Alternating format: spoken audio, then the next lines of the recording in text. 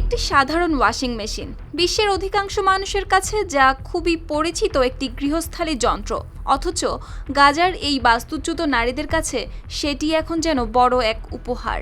কারণ যুদ্ধ তাদের জীবনকে এমন এক জায়গায় নিয়ে গেছে যেখানে দুবেলা খাবার জোগাড় করাই কঠিন, সেখানে ওয়াশিং মেশিন যেন বিলাসিতা।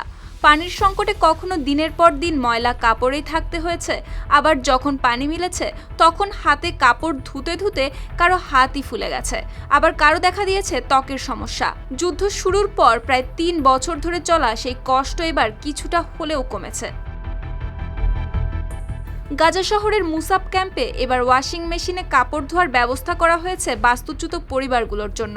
কাতারের একটি ব্যক্তিগত অনুদানের অর্থে ওয়াশিং মেশিনগুলো সরবরাহ করেছে যুক্তরাজ্য ভিত্তিক একটি বেসরকারি সংস্থা। তবে প্রয়োজনের তুলনায় এই সুবিধা এখনও খুবই সীমিত, কারণ ৯টি ক্যাম্পে থাকা প্রায় ১৩০০ পরিবারের জন্য রয়েছে মাত্র ৬টি ওয়াশিং মেশিন। আর বাসিন্দারাও জানান, আগে কাপড় বদলানোর পর সেটি আবার ধুতে হবে সেই চিন্তায় তাদেরকে আতঙ্কিত করত। এখন ক্যাম্পে পানি ও ওয়াশিং মেশিনের ব্যবস্থা হওয়ায় অন্তত সেই দুশ্চিন্তা কিছুটা কমেছে।